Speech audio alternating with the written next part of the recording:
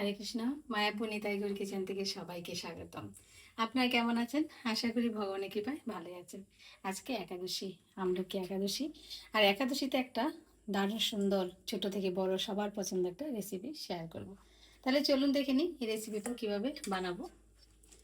এখানে আমি নিয়েছি আলু। আজকে বানিয়ে দেবো একটা আলুর চাট।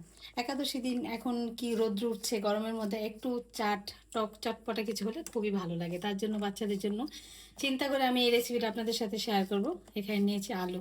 বুঝতে পারছেন আলুটাকে আমি এরকম পাতলা পাতলা করে বানিয়ে নিয়েছি, একদম পাতলা পাতলা করে বানিয়ে নিয়েছি। আর আলুটার মধ্যে এখন দিয়ে দিচ্ছি একটু, যেহেতু একাদশী এখানে আমি সন্দক লবণ ব্যবহার করছি, সন্দক লবণ একটু দিয়ে দিচ্ছি। আর এখানে দিয়ে দিচ্ছি অল্প একটু চিনি, একটু স্বাদটাকে ব্যালেন্স করার জন্য। আর এখানে নিয়েছি এটা হলো বাকুইট গুঁড়ো, বাকুইটের গুঁড়ো। এখানে আমি দিয়ে দিচ্ছি বাকুইটের গুঁড়ো। এবার আমি এটা শুকনা করে মেখে নিচ্ছি, একদম যাতে জল না থাকবে। প্রয়োজন মাখতে গেলে বোঝা যাবে যে কতটা লাগবে। একদম শুকনো হয়ে গেছে দেখুন। একটা কড়াতে তেল বসিয়ে দিয়েছি, সানফ্লাওয়ার তেল। এখানে আমি অল্প অল্প করে আলুটা একটু ডিপ ফ্রাই করে নিচ্ছি।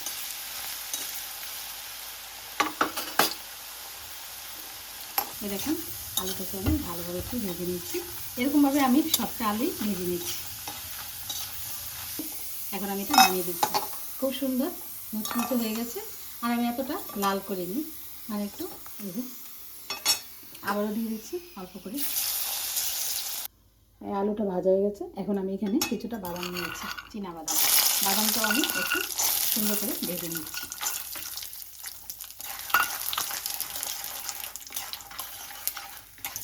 আমি দুটো কাঁচা লঙ্কাও ভেজে নিচ্ছি, একটু সুন্দর সেন্ট আসবে। আর অবশ্যই কাঁচা লঙ্কাটা সাবধানে ভেজে নিতে হবে। এই যে এখানে কি আছে সবাই বুঝতে পারছেন। আর একটু চটপটা করার জন্য এখানে নিয়েছি তেঁতুল। তেঁতুলটা আমি একটু জলে ভিজিয়ে রেখেছিলাম এর মধ্যে। এখন আমি এই যে তেঁতুলটাকে ভালো করে একটু দানাটা ফেলে দিচ্ছি, যাতে করে আমার তেঁতুলের পালটা উঠে যায়। আমি জলটাকে, তেঁতুলের জলটাকে একটু ছেঁকে নিচ্ছি। এই যে একদম এই যে দেখুন সুন্দর করে উঠে গেল, আর কোনো কিছু ময়লা থাকবে না। এখন এর মধ্যে দিয়ে দিচ্ছি সন্দক লবণ। এই যে অনেকটা পরিমাণে লবণ দিতে হবে, যেহেতু তেঁতুল টক হোক, কারণ লবণটাই ব্যালেন্স করবে। আর এখানে দিয়ে দিচ্ছি কাঁচা লঙ্কা কুচি। আর এখানে দিয়ে দিচ্ছি একটু পরিমাণ ধনে পাতা। আর এখানে একটু গন্ধরাজ লেবুর রস। এবার ভালোভাবে আমি একটু লঙ্কাগুলিকে হাত দিয়ে মেখে দিচ্ছি, কারণ ঝালটা ভালোভাবে উঠবে। আর এই জলটা একটু ঝাল না হলে কিন্তু ভালো লাগবে না। ঝালটা খুব সুন্দর হবে, তাহলে খেতে খুব ভালো লাগবে। আর ঝালটা আপনারা পছন্দ মতো কম বেশি করে নিতে পারেন। দেখুন টক জলটা একদম রেডি হয়ে গেল, লবণটা ভালোভাবে মিশে গেছে। এখন আমার সাজানোর পাল্লা। এই যে আলুর চাটটাকে আমি কি করে এখন ভগবানকে পরিবেশন করবো, সাজাবো সুন্দরভাবে, তার জন্য এখানে প্রথম নিয়েছি আলু। এই যে দেখুন আলুটা, বুঝতেই পারছেন আলুটা কত মুচমুচে হয়েছে। আলুটা দিয়ে দিচ্ছি।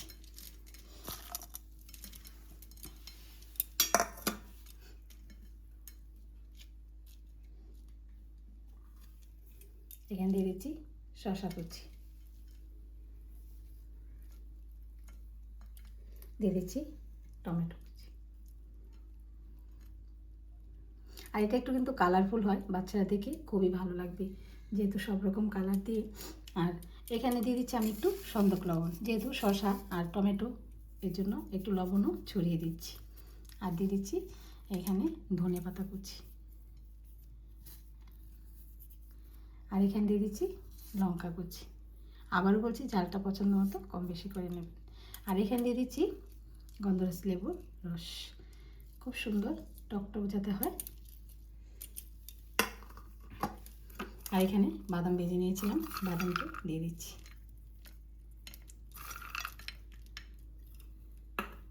আর এখানে আমি দুটো কাঁচা লঙ্কা ভেজে নিয়েছি। এই কাঁচা লঙ্কাটা তেলে ভাজা খুব ভালো লাগে।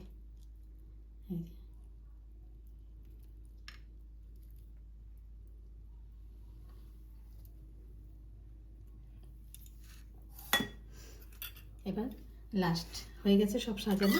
এবার আমি এখানে এই জলটা যে করে রেখেছিলাম টক টক একদম চটপটা, এটা আমি উপর থেকে দিয়ে দিচ্ছি। আর এটা বেশি করে দিয়ে দিতে হবে, একদম একটু জুসি জুসি থাকবে, খুব অপূর্ব, খুব সুন্দর লাগে। ভগবানকে ভোগ লাগে প্রসাদ পেলে। তাহলে দেখুন আমার রেসিপি ঠিক হয়ে গেল। এখন আমি ভগবানকে ভোগ লাগিয়ে প্রসাদ পাবো। আর আপনারা এরকমভাবে করে ভগবানকে ভোগ লাগিয়ে প্রসাদ পাবেন।